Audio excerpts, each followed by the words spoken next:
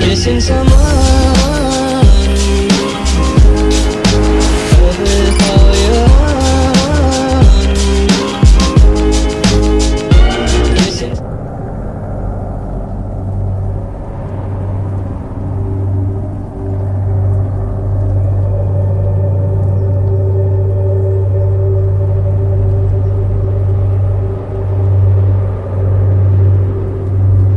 Jim Carrey.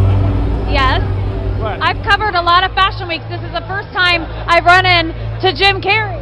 Wait, tell me, is it true you're wandering the streets? You need a date to the party? What's up? No. I'm doing just fine. I just, there's no meaning to any of this. So I wanted to find the most meaningless thing that I could come to and join, and here I am.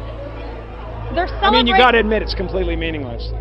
Well, they say they're celebrating icons inside. Celebrating icons, boy, that is just the absolute lowest aiming, possibility that we could come up with. It's like icons. Do you believe in icons? I don't believe in personalities. I don't believe that you exist, but there is a wonderful fragrance in the air. You don't believe certain icons have the power to make change, to think differently, to be bold, to inspire others? Artistry? You're one of them. On the good foot.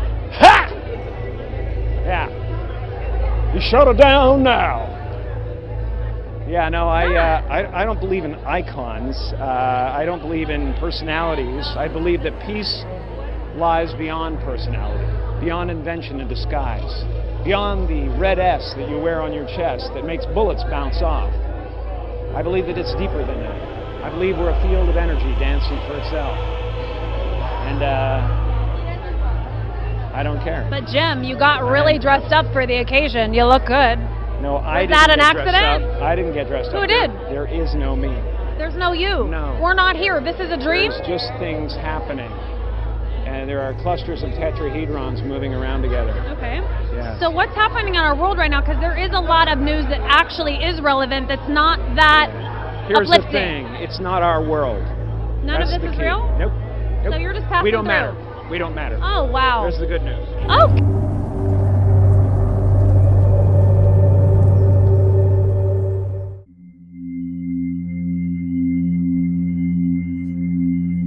What you do in life chooses you.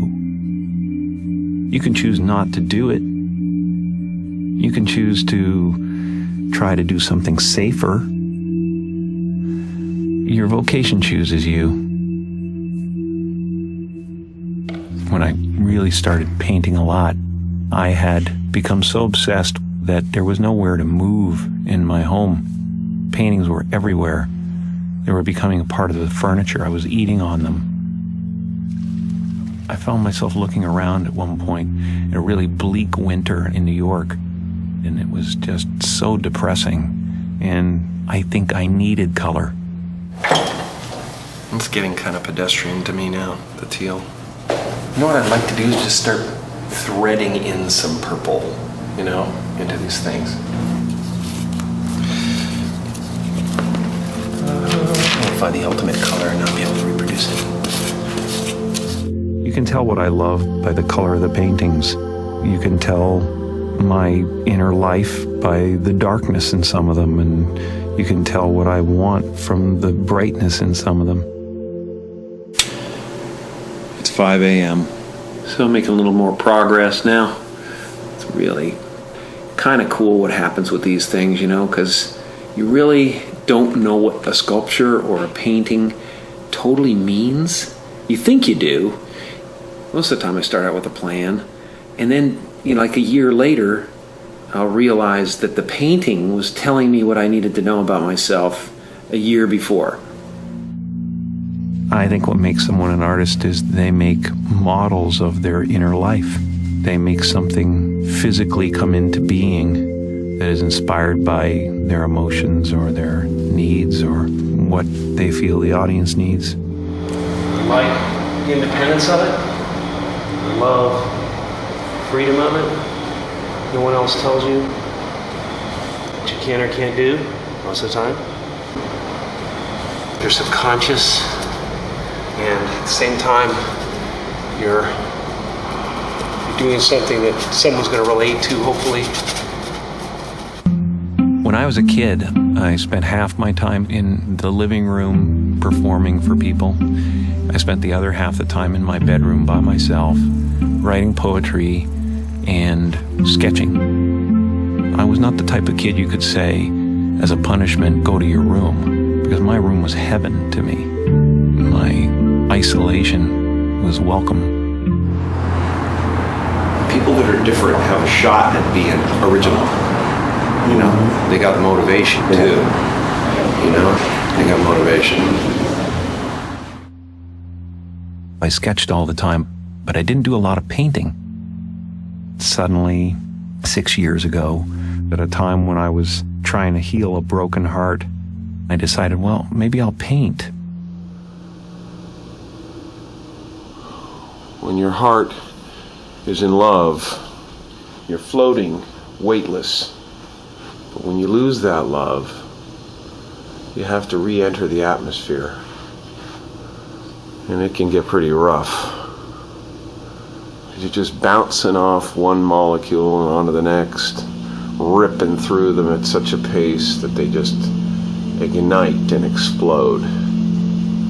Until you find another heart that's doing the same thing, has landed and cooled, and then you start to float again.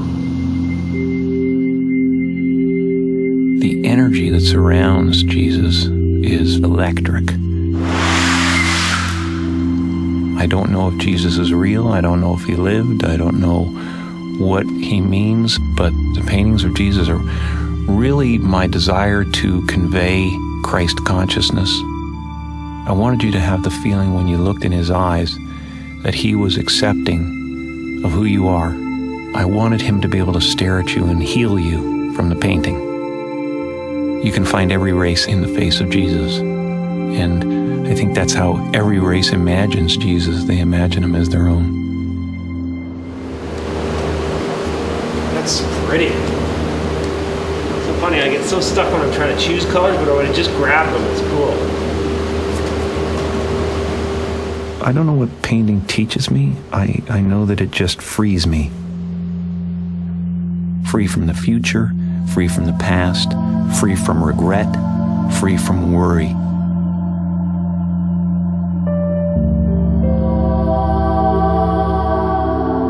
Something inside you is always telling a story. I believe every single thing that you see and hear is talking to you.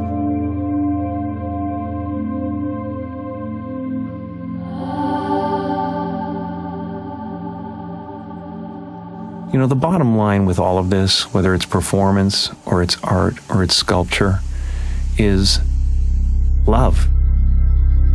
We want to show ourselves and have that be accepted. I love being alive, and the art is the evidence of that.